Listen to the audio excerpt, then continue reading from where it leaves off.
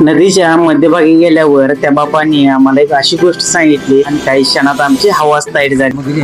मगरी नाही बर आयुष्यात आपण खूपदा कृष्णकाठ ऐकतो, पण तुम्हाला आज दाखवतो आमचा वारणा. तर नमस्कार मंडळी, मी सुम्या. सूर्यास्ताचा आनंद घ्यायला आम्ही पोहोचलो चावर घाटावर. संध्याकाळची वेळ, थंडगार वारा आणि समोर शांत वाहणारी नदी. सगळं एकदम सुंदर वाटत होतं. पण तेवढ्यात माझी नजर गेली या ओढीवर आणि तिच्या मालकावर. साधी बंडी, पिवळदार मिशा आणि चेहऱ्यावर एक वेगळाच रुबाब. मी त्यांना विचारलं, बाबा नदीत फिरायला नेताय काय? तेव्हा ते म्हणाले, या रे बसा. काही क्षणात आम्ही नदीच्या मध्यभागी पोहोचलो. गप्पा मारता मारता कळाले की तब्बल 127 वर्षे त्यांच्या खानदानात ही ओढी चालवतात. एका गावातून दुसऱ्या गावात लोकांना सोडतात आणि पर्यटकांना नदीची सफर घडवतात. पण खरी गोष्ट त्यांनी पुढे सांगितली. नदीच्या मध्यभागी गेल्यावर बाबा शांतपणे म्हणाले, या भागात मगरी राहतात बर का. हे ऐकताच आमची हवा ताईट झाली. पण लगेच ते हसून म्हणले, घाबरू नका रे, इतक्या वर्षात त्यांनी कोणालाच त्रास दिलेला नाही. तेव्हा कुठे आमचा जीव भांड्यात पडला. पुढे मात्र त्यांनी आम्हाला संपूर्ण असा आमचा वारणाघाट फिरवला. सुंदर पक्षी, शांत निसर्ग आणि नदी काठावर फुललेलं जीवन पाहून खरंच मन भरून आलं. आणि खरं सांगायचं तर त्याच क्षणी वाटलं आपली वारणाघाट पण कोणापेक्षा कमी नाहीये. तर बोटिंगचा आनंद घ्यायचा असेल तर वारणाघाटाला एकदा नक्कीच भेट द्या. कदाचित तुम्हालाही असंच एखादे पाहणार बाबा भेटतील आणि सर्वांच्या शाळेत